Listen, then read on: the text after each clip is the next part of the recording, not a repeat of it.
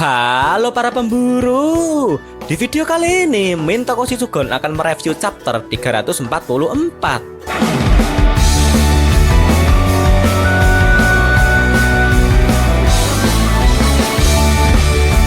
Sebelum membahas chapter 344, Mimin akan menjelaskan beberapa poin penting chapter 343 sebelumnya. Poin yang pertama, Leorio Paladinek akhirnya resmi menjadi anggota zodiak yang terbaru, menggantikan posisi Jinx. Lalu pada poin yang kedua, perang mental antara Jinx dengan Pariston akhirnya juga resmi dimulai, di mana dalam pertarungan awal mereka, Jinx terus menyerang Pariston dengan pertanyaan-pertanyaan menyudutkan. Jinx mengklaim dirinya sendiri kalau dia adalah orang nomor 2 dalam paguyuban Beyond, menggantikan sosok Pariston. Setelah Leorio menjadi anggota zodiak yang terbaru, Kurapika akhirnya menyusul Leorio juga, di mana Kurapika menjadi anggota zodiak terbaru juga, menggantikan posisi Pariston. Untuk poin yang kelima, sosok karakter misterius kemudian dimunculkan oleh Yang Mulia Togashi, di mana karakter ini adalah pangeran keempat dari Kekaisaran Kakin. Nama pangeran tersebut adalah Serietnik Hoikoro. Setelah beberapa poin penting chapter 343 tersebut, sekarang kita akan gantian ngebahas chapter 344. Chapter 344 berjudul tentang autor atau penulis. Chapter diawali dengan penampakan Kurapika, di mana dirinya tampak sedang merenung dalam suatu ruangan, dan menariknya dalam ruangan tersebut ternyata dipenuhi banyak mata merah suku Kurta. Beberapa mata merah tersebut didapat Kurapika dari berbagai kalangan, diantaranya adalah didapat dari guru, didapat dari pengacara, dapat dari dokter, didapat dari artis, dapat dari musisi, didapat dari politikus, serta masih banyak yang lainnya lagi. Setelah mendapatkan mata merah dari beberapa orang tersebut, kali ini Kurapika akan berurusan dengan pemilik mata merah yang terakhir, di mana orang tersebut tidak lain tidak bukan adalah Pangeran Serietnik. Dalam acara renungan paginya tersebut, Kurapika kemudian menanyakan pada dirinya sendiri, kemana ya tempat berpulang bagi diriku setelah mengumpulkan semua mata merah? Pulang ke desa Kurta pun akan terasa percuma, karena di sana tidak ada apa-apa lagi selain kenangan buruk. Melihat kondisi Kurapika tersebut, dirinya mungkin akan meninggal dalam waktu dekat sesuai dengan ramalan Togashi.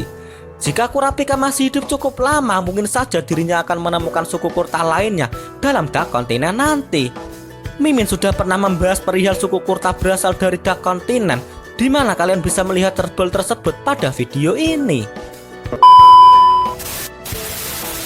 Adegan kemudian berganti, di mana markas Beyond lah yang kali ini gantian disorot. Kalian masih ingat kan perihal klaim sepihak dari Jinx yang mana dirinya ingin menjadi nomor 2 dalam paguyuban Beyond? Nah, pada chapter kali ini beberapa orang dalam paguyuban Beyond yang pada chapter sebelumnya tampak diam saja, kali ini orang-orang tersebut bersiap dalam mode tempur guna melawan Jinx. Bukannya meladeni mereka dengan otot, Jinx malah melawan mereka dengan menggunakan otak. Wah, Jinx pinter ya, nggak bodoh seperti anaknya. Jinx kemudian menawarkan kepada semua anggota dalam paguyuban Beyond, di mana Bang Toyib akan membayar mereka semua 2 kali lipat dari bayaran Beyond.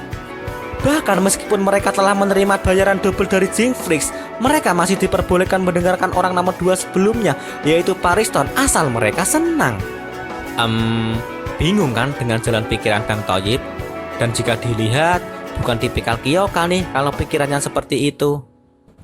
Setelah mendengar penawaran absurd dan menggiurkan dari Jinx, salah seorang anggota dari paguyuban Beyond yang tampilannya menyerupai Sanji, orang tersebut akhirnya tergoda dengan tawaran Bang Toyib. Setelah menunjukkan nomor rekeningnya, Sanji KW akhirnya menerima bayaran dari Jinx, bahkan bayaran tersebut dibayar di muka. Dengan penawaran seperti itu, beberapa orang dalam paguyuban Beyond akhirnya setuju dengan sosok Jinx. Lalu Bang Toyib tersebut kemudian menghampiri Pariston, dan anehnya lagi Pariston juga mengiyakan tawaran Jinx. Setelah beberapa deal-dealan mereka kelar, Jinx akhirnya resmi menjadi orang nomor 2 dalam paguyuban Beyond. Jingfrix kemudian memberikan kuliah 3 SKS kepada paguyuban Beyond, di mana tema dalam perkuliahan kali ini adalah seputar Dark Continent. Pada awal perkuliahan, Jingfrix memaparkan tentang 5 malapetaka Dark Continent, di mana level berbahaya mereka lebih tinggi dari semut chimera. Bang Thoyib juga menjelaskan kalau kelima malapetaka tersebut sengaja diumparkan oleh pemandu Dark Continent. Kalian masih ingat kan berapa ekspedisi yang berhasil selamat dari Dark Continent? 5 min. Nah, dari 5 pelayaran tersebut masing-masingnya harus menghadapi 1 malapetaka dari Dark Continent. Mengingat di antara 5 pelayaran tersebut masing-masing dari mereka mengambil rute yang berbeda. Melihat begitu berbahayanya malapetaka Dark Continent, Jingfrix kemudian menyarankan kepada mereka semua bahwa untuk menghindari menjadi korban malapetaka, senjata yang paling ampuh adalah menghindari malapetaka itu sendiri. Jingfrix lalu mengatakan kalau korban dari malapetaka Ai dan Papu juga ditemukan dalam dunia manusia. Para korban tersebut disembunyikan oleh Badan Perizinan Internasional, di mana penampakan mereka semua sudah pernah kita lihat pada chapter 341. Masih menurut Jingfrix, dalam ekspedisi Dark Continent nanti, Beyond Netero sepertinya ingin mengambil rute yang berbeda selain 5 rute sebelumnya. Karena mengambil rute baru, maka ekspedisi Beyond tersebut kemungkinan besar akan menghasilkan malapetaka baru selain 5 sebelumnya. Sama seperti perkuliahan pada umumnya, di mana mahasiswa bertanya pada dosennya, kali ini salah seorang dari paguyuban Beyond menanyakan sesuatu pada Jingfrix. Dirinya bertanya perihal alasan dibalik orang-orang pergi menuju Dark Continent. Menurut Jingfrix, alasan dibalik perginya orang-orang menuju Dark Continent adalah perihal sumber dayanya. Dark Continent diketahui mempunyai sumber daya yang langka, yang mana itu tidak ditemukan dalam dunia manusia. Sumber daya Dark Continent yang telah diketahui diantaranya adalah batu Mujinseki adalah sebuah batu yang mampu menghasilkan listrik, di mana secuil batu tersebut jika direndam dengan air, batu Mujinseki dapat menghasilkan listrik sebesar 20.000 kW selama 1 hari. Sebagai perbandingan, konsumsi listrik satu rumah untuk 1 hari biasanya membutuhkan daya listrik sebesar 15.000 watt. Untuk batu Mujinseki sendiri meskipun diketahui memiliki manfaat yang wow banget, tapi untuk mendapatkan sumber daya tersebut sangat sulit sekali. Mengingat batu Mujinseki dijaga oleh malapetaka Dark Continent, yaitu malapetaka Papu. Pada zaman dahulu, negara Bergeros pernah mengirimkan 1000 pasukannya guna mengambil batu Mujinseki. Bukannya mendapatkan batu Mujinseki, pasukan Bergeros malah berhadapan dengan malapetaka Papu, di mana dari 1000 pasukannya hanya 7 orang yang berhasil kembali hidup-hidup. Tanaman tidak bernama memiliki efek yang GG, di mana tanaman NN dapat menyembuhkan segala jenis penyakit. Sepertinya dunia butuh tanaman NN nih untuk melawan corona. Meskipun memiliki efek yang GG, tapi untuk mendapatkan tanaman ini bukan perkara mudah, mengingat tanaman tidak bernama ini dijaga oleh Brion. Pada zaman dahulu, negara Saherta pernah mengirimkan pasukannya guna mendapatkan tanaman NN. Namun nasib naas menimpa negara Saherta.